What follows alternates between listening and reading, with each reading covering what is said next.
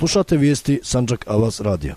Tokom vikenda SDA Sandžaka održala je tribinu u ograncima stranke u Novom Pazaru, Tutinu, Prijepolju i Priboju. Na tribini koja je posvećena pravnoj sigurnosti i evropskoj budućnosti govorili su predsjednik stranke dr. Sulejman Ugljanin i narodni poslanici Enis Imamović i Bajro Gegić. Poruka skupa je da bez pravne sigurnosti nema ni evropske budućnosti. Pravna sigurnost znači sigurnost kako za građane, tako i za investitore, jer pravna sigurnost garantuje brži ekonomski razvoj.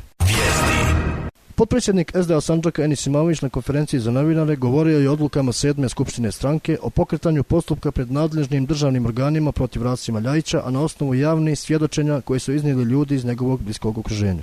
Svjedočenje Bahrije Luke Beganović iz Prijepolja, Ismeta Ramovića iz Novog Pazara, te pisano svjedočenje Ertana Gegića, osuđenog za ubistvo Ruždija Durovića, odborničkog kandidata SDA Sandžaka, istakao je Imamović. Tražimo da se ispitaju svi navodi iz ovih svjedočenja i da se pokrenu sudski postupci protiv Rasima Ljajića, koji je od ovih ljudi označen kao inspirator i nalogodavac ovih politički motivisanih zločina.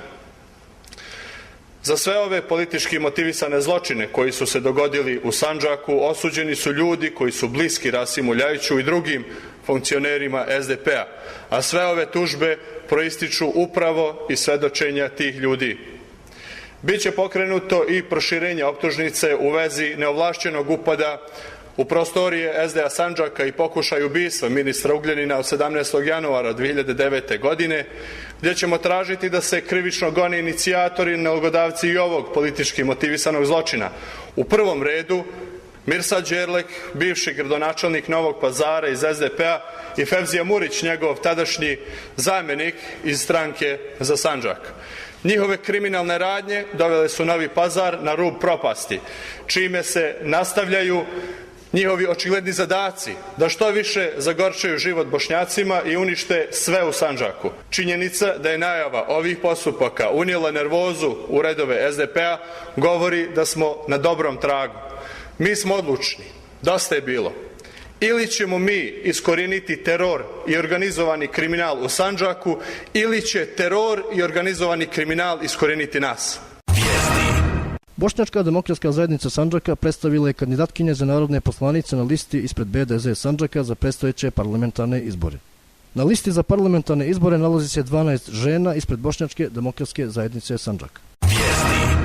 Predsjednik političkog savjeta Socijaldemokratske partije Srbije Neven Cvetićanin podnio je ostavku na tu stranačku funkciju. Cvetićanin je rekao da ostavke podnose i ostali članovi političkog savjeta SDP-a, prenosi Tanjug. On je naveo i da u SDPS nije ušao zbog funkcija, vlasti ili bilo kakve privilegije za sebe, već sa namjerom da promoviše socijaldemokratske i socijalno-liberalne vrijednosti. Smatrao sam korektnim da se povučem sa jedne od najviših stranačkih funkcija kada sam procijenio da SDPS u postojećem momentu u odbrani tih vrijednosti ne može dati maksimum, naveo je Cvetićanin.